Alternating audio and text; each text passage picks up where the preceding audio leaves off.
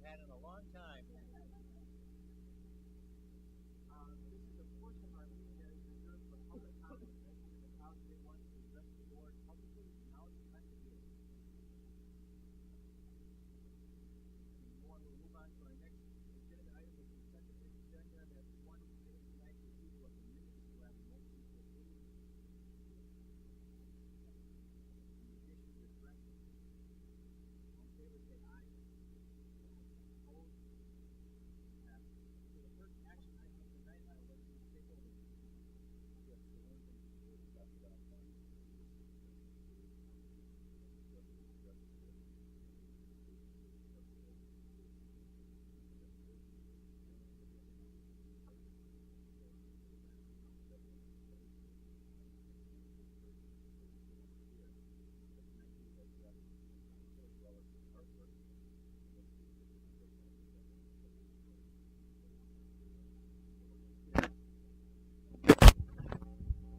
This is the first of 3 elementary takeovers of the board. In order to take over, we want to help us take over. So, two things that we're going to talk about tonight is art.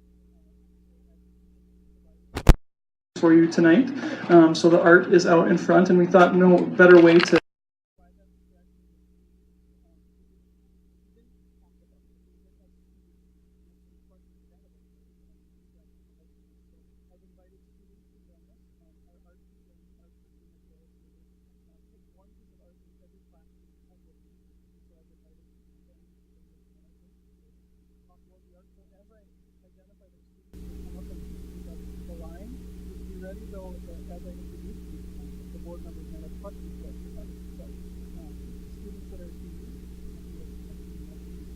our kindergarten English challenger, the student representing the class,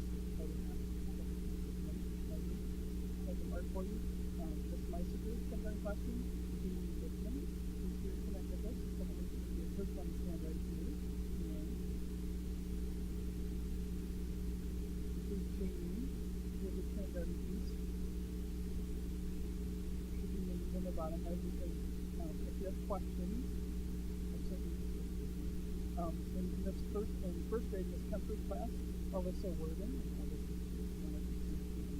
another first grade student, Brianna Sedler, and second grade, Gavin Feliba, Rock Justin, our third grade students. Tonight, there's Sam's piece of art. Another student we have is Sydney Piaro in third grade. Sydney's joining us tonight. Fourth grade, Molly Biggins is not here. Michelle Schoenfeld in fourth grade. And then our 2 fifth graders are Kylie Bone, who is not here, and Tyler Frank, who is here. So we have some students here. I'm going to put them on the spot if you have questions about their art or if they want to talk about their art. They were not expected to say anything, but any of you want to say anything about your art or something cool that you've done in art? I have a question for Sydney. Yeah, Sydney. Sydney, I noticed that the biggest building in your picture is the pizza building. Is there a reason for that? Because I like that. I like that. Other questions from board members on any art? I was just wondering, what do the circles represent? Laksha, what are the circles all about?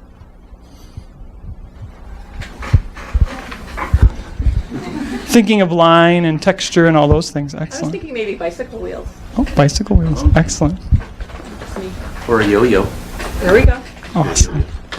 Michelle, can you tell us a little bit about this? Very cool. So we were learning about spaces, and so we started off with a square, and then we cut it out to designs, and we matched up on the other side, so they would go like forward. Wow, that's really cool. Very cool. Very nice. Did you say Carter was here? Carter is not here. He's not here. I was going to ask him if this had a resemblance to Mr. Lorgy. I like Excellent. that. Thank you to our art students. Let's give them a round of applause. Thank you for joining us tonight. All right, you guys can have a seat. and then you can pay attention to the presentation because you might be in it. The other group that I thought would be a really interesting group to come present was our student council. Arguably maybe the hardest working kids at Woodview, and you'll find out why. There's an expectation for service learning hours or service hours. You'll find a little bit more about that in the presentation. But they're doing a lot of great things at Woodview, and I just want to turn it over to let them present, and you'll find out who they are because they stick out with their student council t-shirts this year. So let's bring up Aparna, Jack, Sarah, and Cora, and we also have one of our student council advisors, Miss Chris Linus, here with us tonight. Our other advisor, Miss Nicole Alakanavakis, could not be with us tonight, but I'm going to turn it over to Aparna. Is it on? Hi, we are members of Woodview Student Council. My name is Aparna, Jack, Sarah, and Cora. Tonight we want to tell you about all the awesome things we do in Student Council to make Woodview a great place to be. To be a member, we need to do 4 hours of community service. Our members have walked dogs, pulled weeds, babysat, and cleaned up neighborhood parks. Every year we have 3 goals: to do something that helps our school, our community, and our world. To help our school, we run a school store every other month. We sell all types of school supplies from egg-shaped sharpeners to gummy bear pencil grips. All of our members work at the school store during lunch and recess. We learn to make change, count money, and we also learn how to work with people. We use our school store proceeds in a lot of different ways. Each member gets a t-shirt. Our current t-shirt design was done by the GHS art department. Last year we purchased a lot of items for recess based on each classroom's request. We purchased balls, chalk, jump ropes, frisbees, tetherball, and skippets. Recess is a lot more active with all the new items. To help our community, we run a Thanksgiving food drive that makes food baskets for family sharing. Each class is assigned a food item for Thanksgiving and is also asked to bring $1. We use this money to purchase pick and save gift cards that families can purchase a turkey or ham to finish off their Thanksgiving Day feast. We also use our school store money to purchase additional gift cards. Last year, we donated 262 pounds of food to family sharing and 12 $25 gift cards to help families in Ozaukee County have a wonderful Thanksgiving. This year, we collected 200 pounds of food and were able to purchase 30 gift cards. 28 baskets with all Thanksgiving fixings will go to help families in Ozaukee County. In addition to last week, we held an all-school election. Our members worked as poll workers. We checked lunch cards, organized lines, and assisted in any voting problems during lunch. We voted on iPads for president, senate, and favorite subject. You'd be happy to know that math has won for our favorite subject. Our last community service event is brand new to us. We were chosen by Milwaukee County Zoo to decorate one of their Christmas trees. Our entire school will be making ornaments at the end of the month as part of our all-school PBIS celebration. Student council members will be leading each class in the ornament making. To help our world every year at Student Council, we run a penny war. We run this during Kindness Week. Last year we raised over $600 for Children's Hospital Cancer Center. This year we have chosen Wisconsin chapter of COPS, which stands for Concerns of Police Survivors. The president of the Wisconsin chapter is coming to speak to our group in January. During the penny war, each class has a bin, and at lunch, kids can come and put some money for their donations. Coins add money to their class total, and paper money subtracts. The class with the highest total wins the party. As you can see, we have a great year planned. Our group loves to help make Woodview a great place, and we are excited for all the fun we will have this year. Thank you for letting us share with you all that we do.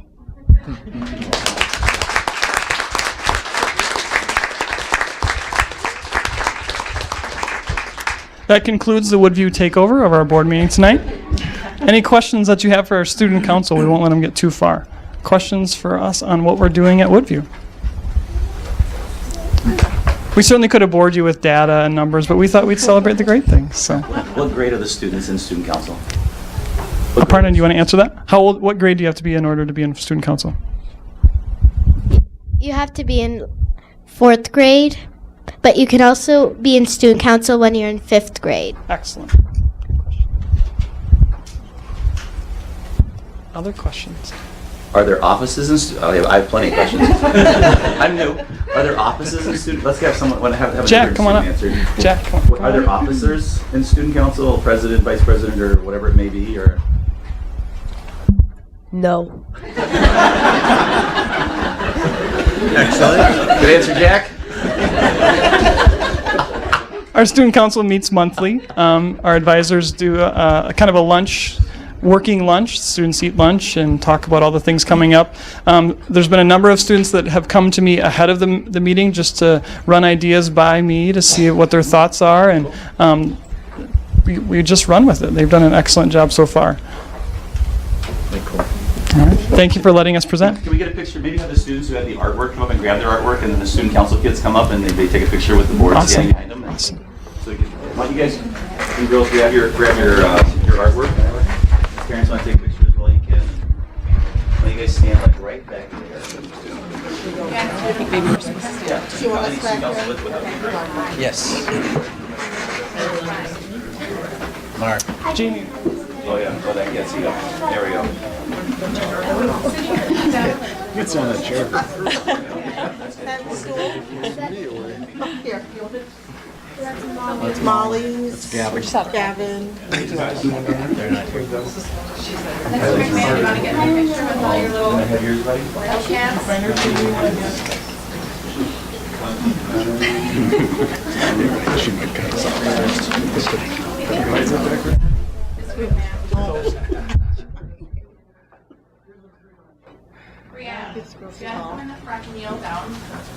Yeah, you need to stand up. Kindergartners. Can you see? Does it help? Stand on the chair. I can't.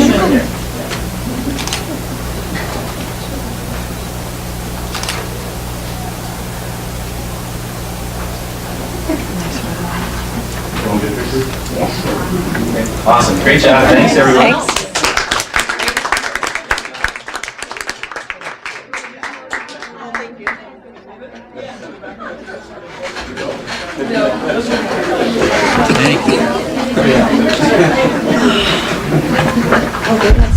Did it make you hungry for pizza? So we know all of you have homework to do, so you're more than welcome to leave and do that, or you're welcome to stay. Thank you for coming. You're welcome to stay, but you're also welcome to go. Thank you. Great. Thank you. Thank you.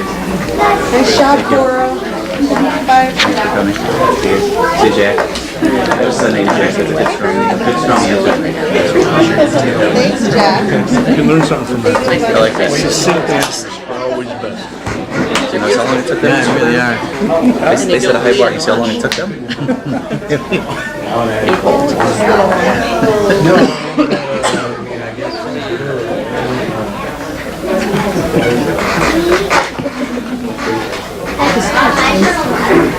Hey, how are you?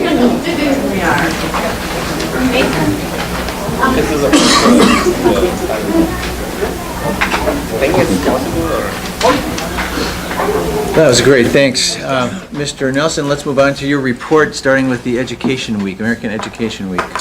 Yes, so this week is American Education Week, so it's an opportunity to thank all of our teachers and staff for all of their hard work, and so feel free to take an opportunity to reach out to a teacher that has made a positive impact in your kids' lives and thank them or staff as well in that sense. So this Friday, we'll be sending out we'll be having a treat in each of our buildings in the morning for the staff, just as an appreciation for all of their work in that sense. So I'm excited to do that this week, and I was sick. I was home sick today, so I'll be sending an email tomorrow about that to all of our staff. But that'll be outgoing, so they'll know about that as well. So I'm not shaking anyone's hand, by the way. So don't take it personally.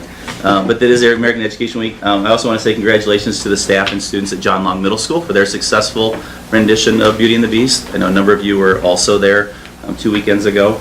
But great, really some really talented students that were serving as the leads, and then the kids that were behind stage and just a really great opportunity for a ton of our students that were engaged and involved, and definitely a lot of talent at the middle school. Excited to see them as they come to the high school in that sense as well.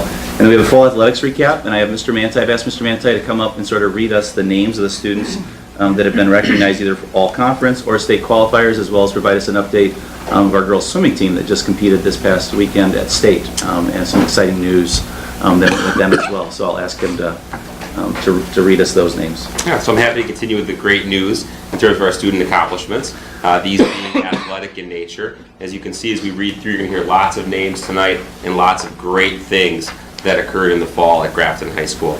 So we'll start with football, individual recognition. Jalen Turan was first team all-conference. Vince Georgie, Jack Orlowski, and Jack Birch, honorable mention all-conference athletes. Moving to soccer, Logan Block, first team all-conference. Jonathan Holdaway, second team all-conference.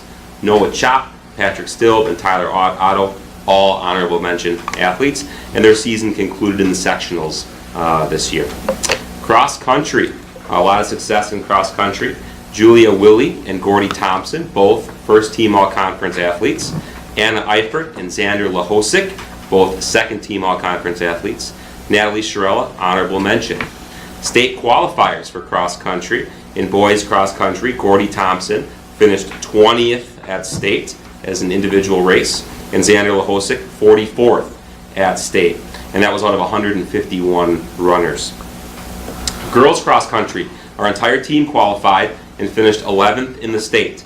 So that's an awesome recognition for our girls. Natalie Shirella, Chloe Shaunas, Anna Eifert, Grace Gasser, Zoe Leanna, Elise Lewick, Ava Peterson, and Julia Willie. So that's all part of the cross country state qualifying 11th placed finishers at state. And Julie Willie finished 21st in the state and set a new school record.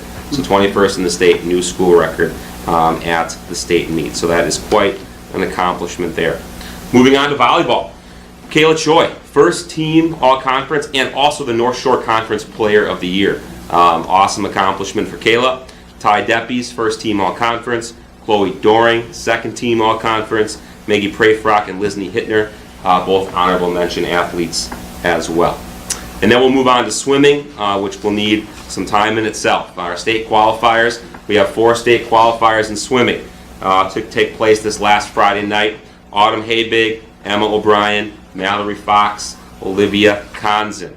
And here are their results from the state meet. The 200-yard medley relay, first place state champions, Autumn Habig, Emma O'Brien, Mallory Fox, Olivia Conzen. 200-yard freestyle relay, second place in the state, Autumn Habig, Emma O'Brien, Mallory Fox, Olivia Conzen. 200-yard individual medley, fifth place, Emma O'Brien. 100-yard breaststroke, fourth place, Emma O'Brien. 50-yard freestyle, second place, Mallory Fox. 100-yard freestyle, first place, state champ, Mallory Fox. 500-yard freestyle, first place, state champ, state record, Autumn Habig. 100-yard backstroke, first place, state champ, state record, Autumn Habig. Overall, at state, third place out of 38 teams with 4 swimmers. Third place out of 38 teams with 4 swimmers. So, pretty incredible stuff all around. All of these accomplishments from all of our fall sports. Amazing stuff going on. We tell you a lot about the academic piece. This is a really important piece as well in terms of our kids being well-rounded young men and young women. And this is just one part of that. So thanks for allowing us the time to talk about that recognition. Thanks, Scott. That's great. Yeah, it is amazing when you think of 4 students representing our school and at the state meeting coming in 3rd overall, and you hear state champions as well as records being broken at that time. So congratulations to them as well as their coaches, and tapering at the right time and so forth. So very, very impressive in that sense. A couple other pieces that I have that would go along. On October 26th, I was at Woodview Elementary, so I actually saw some of these students. I was in the school for that day meeting with teachers. So some I met with one-on-one, some had me read to their classrooms, and some had me just in their classrooms. So it was great to be in their building, so thank you to Mr. McMahon and his staff for that day. And then on Friday, November 11th, this past Friday, I was in the high school for the day, and really got an opportunity to see a Veterans Day assembly in the auditorium, and it's the first high school I've been at that has had a Veterans Day assembly. My previous 4 districts did not have a Veterans Day assembly, and we have an auditorium large enough to seat the whole high school. And so it was really pretty amazing to see students talking as you normally would with 760 kids sitting there talking. And then when the commander got up there and asked for silence as they presented the colors, seeing everyone just be dead quiet. Then they had a couple video salutes, and then they had each branch was presented, and they would have them step forward, and the students gave a standing ovation to each of the branches of military and the people that were there. So very, very cool to see our student body responding so well in that meeting, in that assembly. So it was really, so kudos to Mr. Manti. He went on the announcements after that and thanked the students. I heard him on the announcements thanking them for their support of our veterans and being appreciative of the freedoms that we have. So, and then I spent the day throughout in the classrooms and meeting with teachers and so forth. So it was a good day to be in there. We have a number of things coming up before we head into Thanksgiving next Thursday. So this Thursday from 8:30 to 9:30 is our Marketing and Communications Committee meeting. We'll be in the loft, and then on Thursday from 6 to 8 p.m. is our Facilities Advisory Committee meeting in the high school library. Friday from 7:30 to 8:30 is our Curriculum Board meeting. GHS, a reminder that I spoke earlier about John Long's musical. GHS has their musical this week. Into the Woods is Thursday through Sunday. And so those tickets are available. Are those tickets available at, Mr. Manti? Box office, right outside the main office. During the school hours or after school? Or After school. After school. So tickets are available after school. And then also at the door. And at the door. They can call for that. So that's going on this weekend. Next Wednesday is a half day of school for all of our students. 4K and EC do not have school. Everyone else has a half day on that Wednesday. And then on Saturday, we have our Christmas Day parade in Grafton. Joe, don't look surprised because Joe's walking in it with me. Joe and Casey Didier and Julia McNally have been the leads on this through our Marketing and Communications Committee. So we have a float that we're going to have in the Christmas Day parade. And we have some students. We've asked for students from each school that are in student council to walk along, and then some parents as well, and anyone else that would like to join us walking on that Saturday representing our district in that sense. And that concludes the superintendent's report. Okay, thanks. There's some committee reports. We'll start with the Finance Committee. Topher, you got that? Yep. So last Tuesday, the Finance Committee met. We had members from the Horton Group, our insurance broker, come in, and they presented their recommendation that we enter into a total health agreement for the years 2018 through 2020. Our current agreement expires in 2017. By basically entering this agreement, we'd be able to continue receiving our premium renewal discounts based on our wellness participation. This past year, for 2017, with 69% of our members basically reaching silver status in the wellness program, we received a 6% discount on our renewal. Now, in entering this agreement, I will note that there's no obligation, and we can still change providers in 2018. So we could still next fall decide to shop around who our insurance provider is.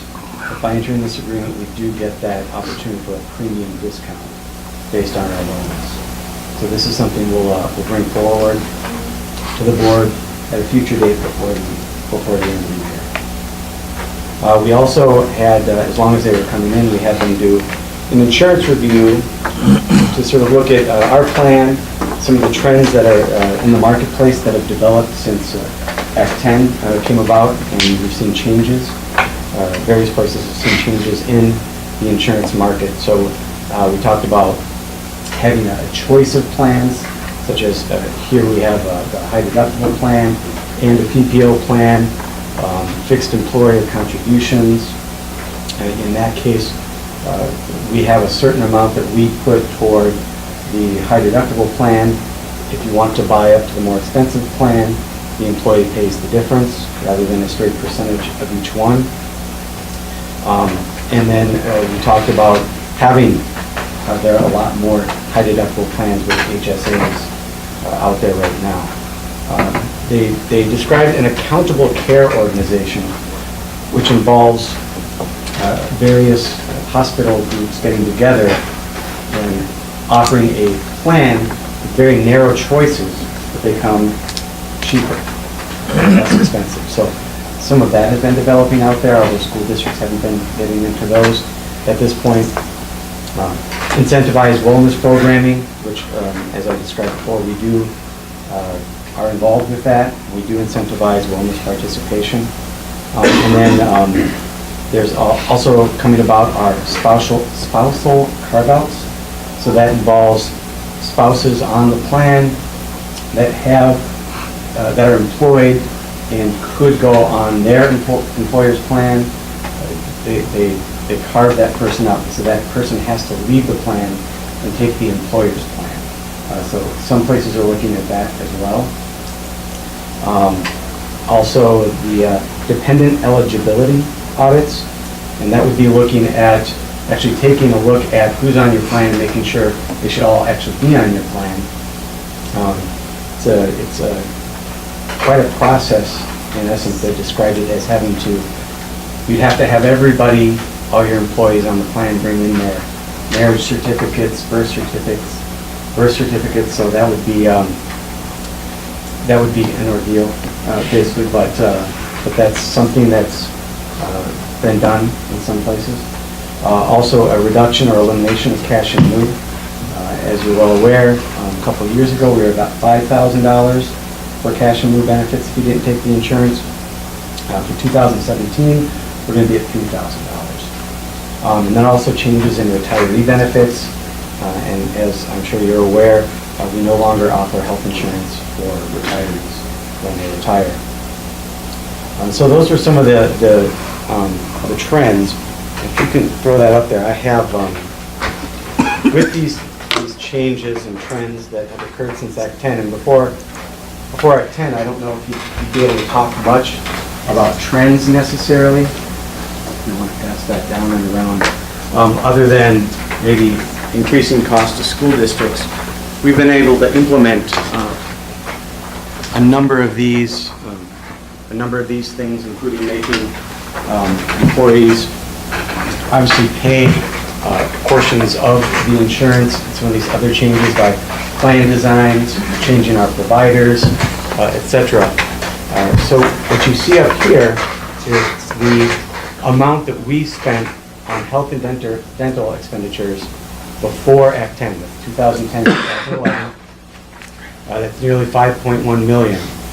And this past year, we spent $3,318,000. So over the years, we've been able to decrease what we're spending on health insurance to the tune of having cut our expenditures by 35% thus far. Any questions? Anything else committee members want to add about? You covered it well. Okay.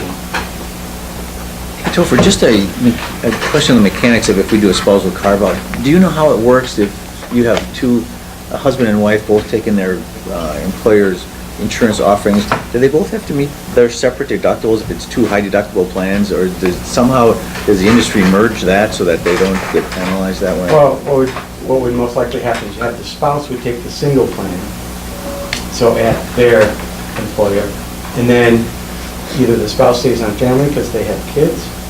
There's also the potential they might go and take the family, the spouse could take the family plan and take the kids. And our person would go to the single potentially.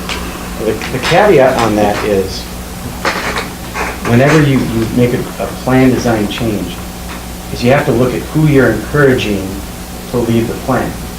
And so the concern would be because not everyone can leave. They have to have access to an employer plan, so obviously they're employed. And a lot of the high-cost participants in health plans are people who are not working, often because of their condition. And those would be the people we'd most likely be keeping on our plan. And we'd be encouraging people, potentially, we have to look at it, potentially we'd be encouraging people who are inexpensive off of our plan, which would hurt our experience. So we'd have to look at it carefully. Speaking of our experience, maybe you guys talk about this. When's the time that we initiate discussions on self-insurance? We can talk about that any time. Is that on the table at this discussion? That didn't come up. We should, I mean, at some point, maybe next finance committee, let me know. But I think it's time for us to talk about it. It seems to me, the discussions we've had lately, 2, 3, 4 years ago, our experience was too high to consider it. But it seems like our experience is not in the range where we can consider that as a feasible option. So, I mean, we have to get it on the table at some point. Yeah, it's a good conversation. Maybe put it on the agenda for the next finance committee meeting and let me know when you do. I want to be there, okay? Okay, and then our Facilities Advisory Committee, we met on November 2nd, and Hoffman presented 2 different options to our committee. Also presented some ideas of ways to be able to save. We met here in the IMC, presented both options, presented various options of ways to cut to get the number down. We also looked at some of the maintenance that we'd already done in this year that they didn't have in their equation. And then on the 9th and 10th, we had our listening sessions. So between the 2nd and the 9th and 10th, I think both plans have been trimmed a little over $2 million. So we presented both of those plans the 9th and the 10th. The listening sessions have been recorded. They're online. They're on our website. People can watch either one of the nights, the presentation, as well as on there. So if someone doesn't want to watch an hour to an hour and a half's worth of talking, they can just look at the presentation as well and see the PowerPoint that was up there for them.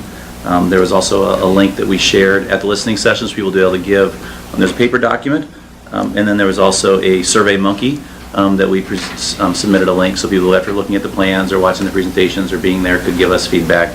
And we'll be coming back this Thursday with our Facilities Advisory Committee, again in the library, and sharing the information that was shared, the feedback that was given, as well as any anecdotal feedback that committee members have heard. And as we look at trying to come to consensus on one of those 2 options, we'll be doing that this Thursday. So, and as a reminder to the community, all of our committee meetings are where there's a ton of information that's presented. You can ask questions. So even the finance stuff, talking about insurance, it's a great opportunity for people to come. Curriculum committee coming up, marketing, communications, all those pieces.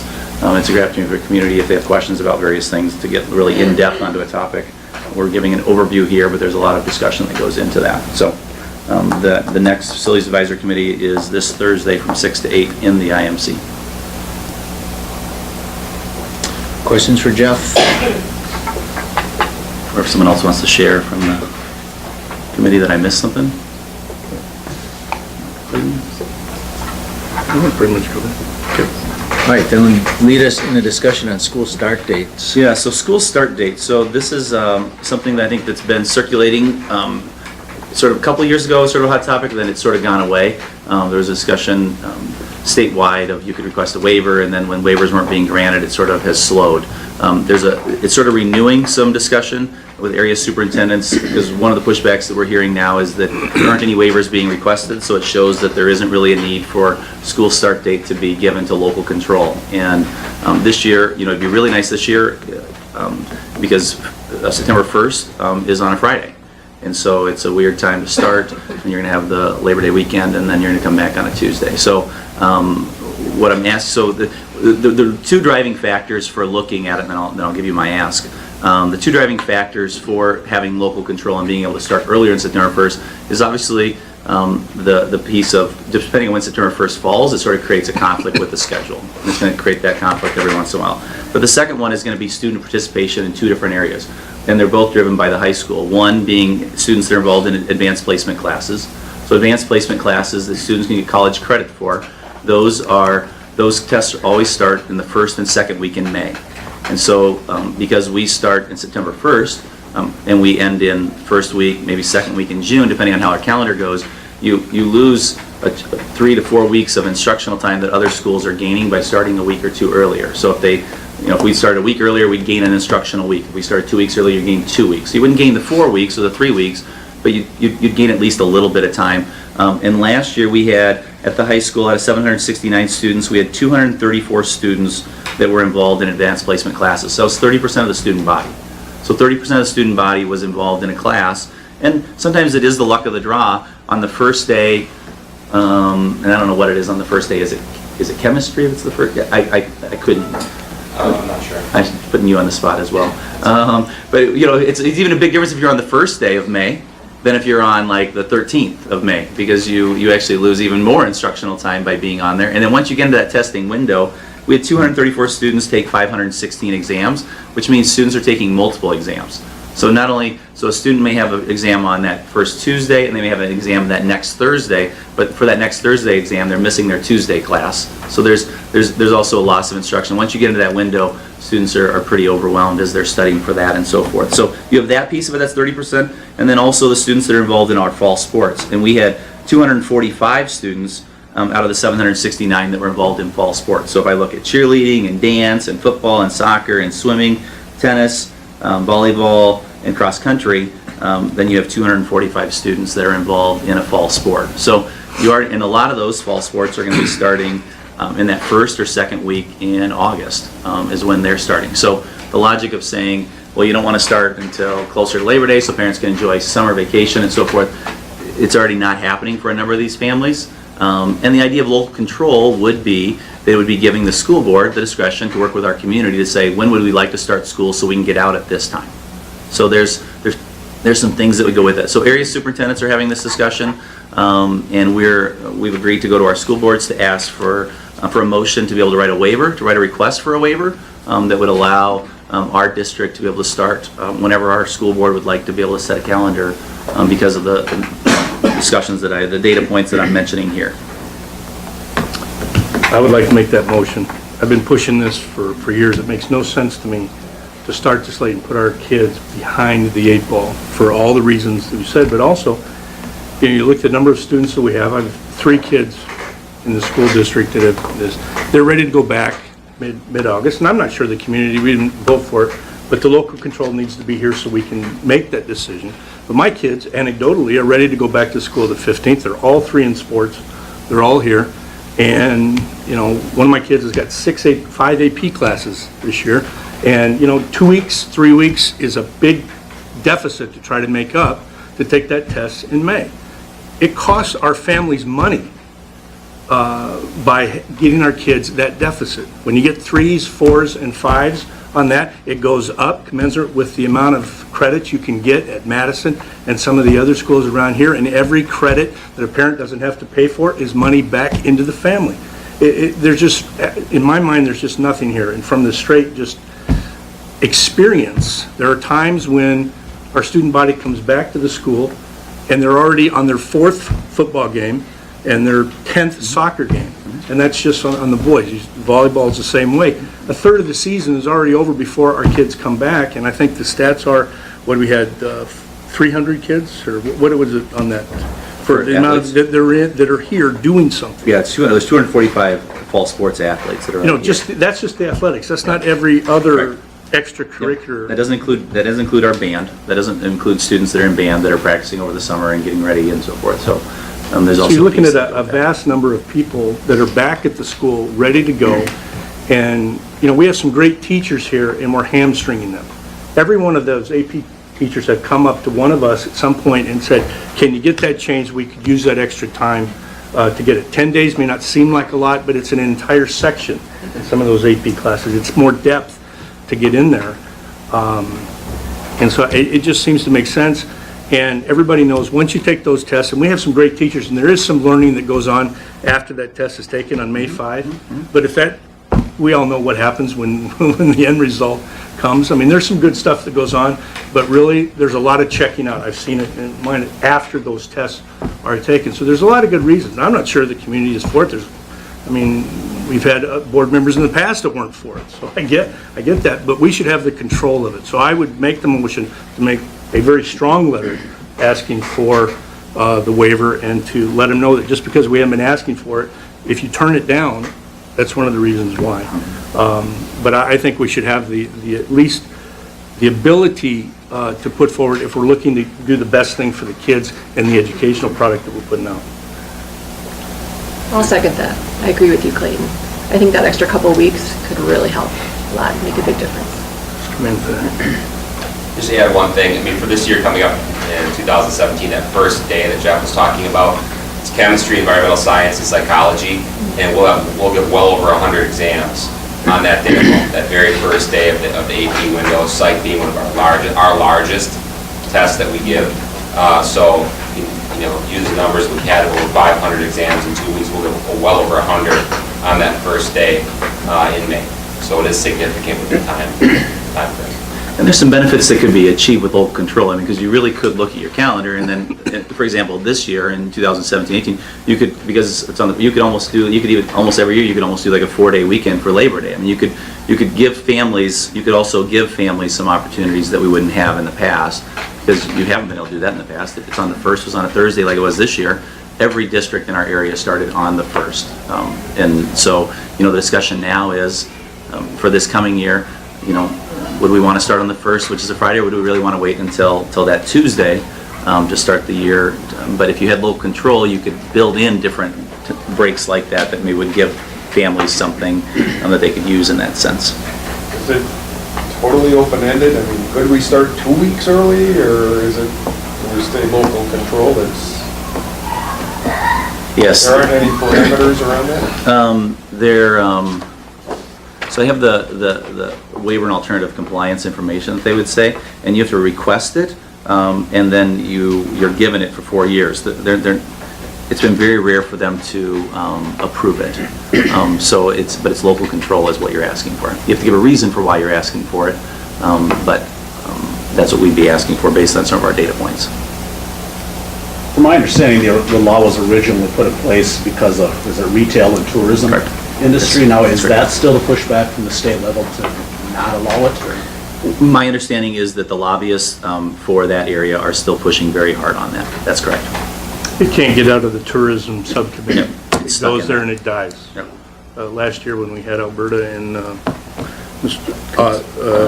Ott, I think they pushed it. They came in and told us they can't get it out of the tourism subcommittee because of that. And the whole thing is, well, if the Dells School Districts wants to start late, let them start late. If the farmers, somewhere else want to start late because they think that 2 weeks, having grown up on a ranch myself, I know there's times when, the May and June planting season is more important than the harvest season. Fine, make that decision. But every school district or conference should be able to make that decision on their own to best their kids where they are. So it seems pretty clear cut to me. I'm sure there might be some downside to it, but I for the life of me, I can't figure out what it would be. What's the feeling among the staff, the teachers? I have not spoken with the entire staff about it yet on behalf of the AP teachers and the conversation that I've had with board members prior. I would say that certainly that they would be supportive of having that extra time. But as far as the entire staff, I haven't, again, gathered that information. If we did it as a conference, would we improve our odds? Would that hurt our chances maybe? I mean, are we better off going on our own or something like that? I know that I haven't spoken with Damon from Homestead, from Mequon, excuse me, but Northern Ozaki, Port Washington, Cedarburg are all going to be writing a letter as well. We had this discussion last week at a lunch, just discussing calendar and this piece. I know Elmbrook is sending one, Kettle Moraine, Whitefish Bay. There's a number. There's a large push in southeastern Wisconsin to try and get more people to be sending this request in. And for the reasons that I'm listing, those same schools are also having a large number of students that are involved in academics and athletics before the school year begins. Okay, any further questions? Discussion? All those in favor of the motion say aye. Aye. Opposed? And it passes. Thanks, Jeff. So we have a couple of gift reports, some iPad Air tablets. Yes, so the Grafton Elementary School PTA is donating 3 iPad Air 2 tablets with cases to Jen Andrews and the GDS Music Department in the amount of $1,300. And then on the back of that sheet, we've had multiple anonymous donors come forward at the high school for home and away boys basketball game uniforms, in the amount of $2,874 to provide home and away uniforms for them. So we would ask that the board approve both of those donations. Is there a motion to approve? Second. Any questions for Jeff? Further discussion? All in favor say aye. Aye. Opposed? And it passes with our gratitude. We have facilities update. Do not have anything to contribute at this time, so no updates right at this time. Okay.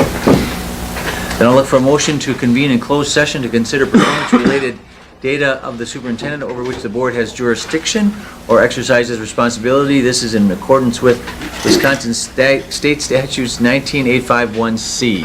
So moved. Yes. Yes. Yes. Yes. And yes.